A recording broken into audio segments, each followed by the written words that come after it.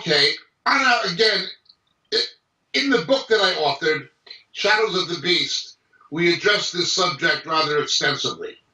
Let's understand about the abomination of desolations, first of all, the Shikutz HaMeshomem, that was prefigured by Antiochus Epiphanes setting up his image in the temple of the Greek god Zeus, a corruption of Theos, the Greek word for God, giving Zeus his own features. And of course, the Romans identifying Zeus with the planet Jupiter. When the Romans destroyed the Second Temple, in fulfillment of the prophecies of Daniel 9, that the Messiah would come and die before the Second Temple would be destroyed, a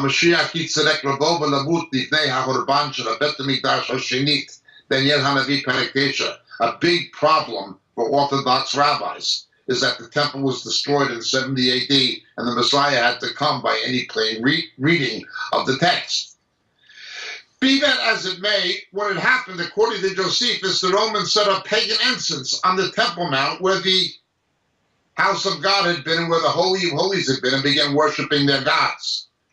Before that, the Fortress Antonio had pagan ensigns and Roman phoenixes, symbols of pagan deities, towering over the temple itself, over the Second Temple, which became known as Herod's Temple. Again, these things are abominations of desolation. As we explained, the Emperor Hadrian leveled the Temple Mount down to the bedrock, basically, and built a city called Aerolina Capitolina with, again, a temple of Jupiter.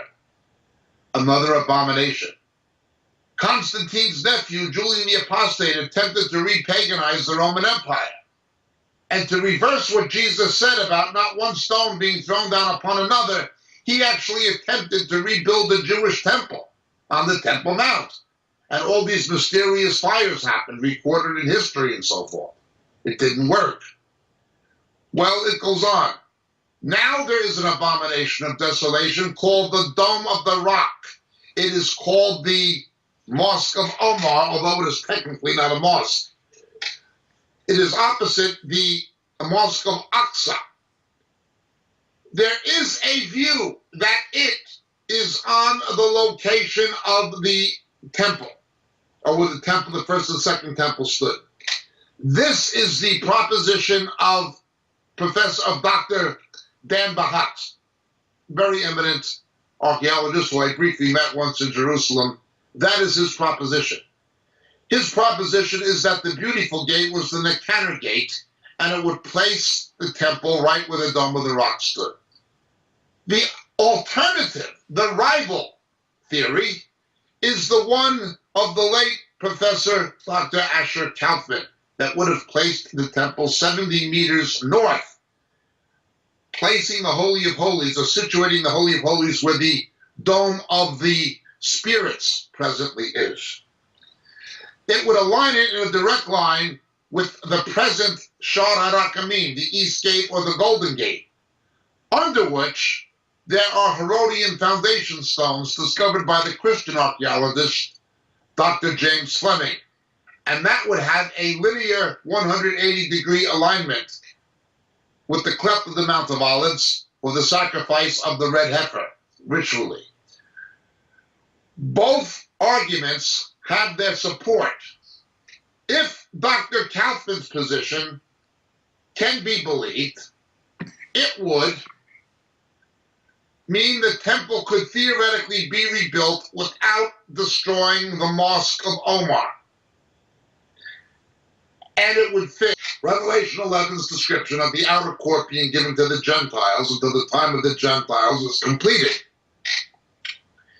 It would basically nearly overlap architecturally with the southern exposure of the Roman fortress Antonia. If, however, Dr. Dan Bahat is correct, that's very different. That would mean that the Dome of the Rock would have to be destroyed in order for the temple to be rebuilt. There is a third, very implausible, almost crackpot theory that the temple was even further south at the northern end of the city of David, the original Jebusite city in the area called the Milu. And this is based on very bad geology and very bad geography. It is complete nonsense. It is no way true. It's no way true. Unfortunately, someone who I know and like personally, Bob Quinuk, is one of the proponents of it, but it has no basis. There were alternative sources of water other than the brook of Kidron and the spring of Gihon to the north. There were far bigger pools than the pool of Siloam, such as the pool of Bethesda and Hezekiah's pool. If someone went through the rabbi's tunnel today, which you may have done on your visit, you would have come out parallel to the Wailing Wall, walking north, and the exit would be through a large Hasmonean cistern. There were huge sources of water well to the north of the city of David. So the idea that they needed the water for the temple drainage system, it could only come if the temple was further to the south, reflects a fundamental ignorance of both the geology and of the geography of ancient Jerusalem and of the Temple Mount area and the city of David and of the upper city and of the area to the north of it around what is today Via Dolorosa. It is just historically and archaeologically insupportable. Nonetheless, those are the main theories as to the location of the temple. It would seem in brokering a false peace, there will be some kind of a division of the Temple Mount based on Revelation chapter 11. What we keep telling people is watch this space. Now you ask about these images. These images naturally occur in the marble. They're not engraved, they're not embossed, they're not put there by any artisan or artist. They are natural. They are there from the beginning, from the construction of the Mosque of Omar. These faces, and there are two of them, and each has an upper and a lower, a counterpart facing down and an upper one facing up, and there are two of them, not just one. Do these correspond to the Antichrist and false prophet? I personally believe so. I'm not being superstitious or dogmatic, but I do not believe it is a coincidence that those faces, which are plainly demonic, if not satanic, plainly and conspicuously. I don't know how good the definition is you can get with a camera, but when you see them with the naked eye, it's rather frightening. And directly above it, a citation from the Surah and the Quran, God has no son. Allah is not begotten, neither does he beget. God has no son. Now, we're told in the epistle of 1 John that which denies the father-son relationship is Antichrist. Islam is an Antichrist religion. It denies the sonship of Jesus and his deity. Thus, you see it mounted and imposed directly above these two images on the slabs. Directly above these two images on the slabs. I do not say that the Mosque of Omar is the abomination of desolation, but it is an abomination of desolation. And consistent with that, I'm personally persuaded that it is not a coincidence that those two images are there. I do not say that it is the image of the beast, but I do say it is an image of the beast. It is a harbinger of what is to come. It is a shadow of what will happen with the Antichrist and false prophet.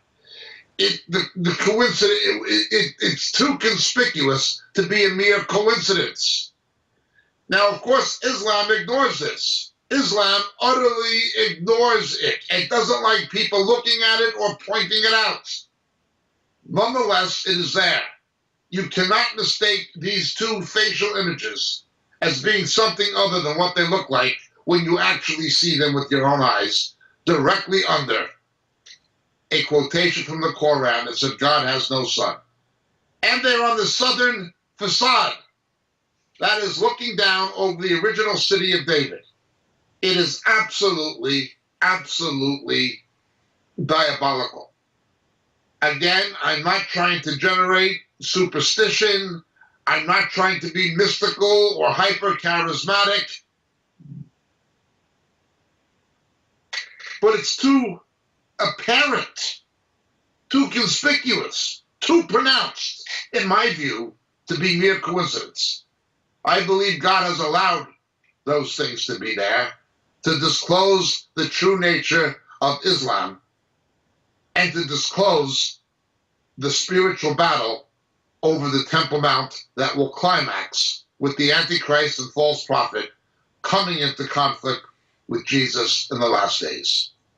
Thank you so much for your question. My name is Jacob Prasch.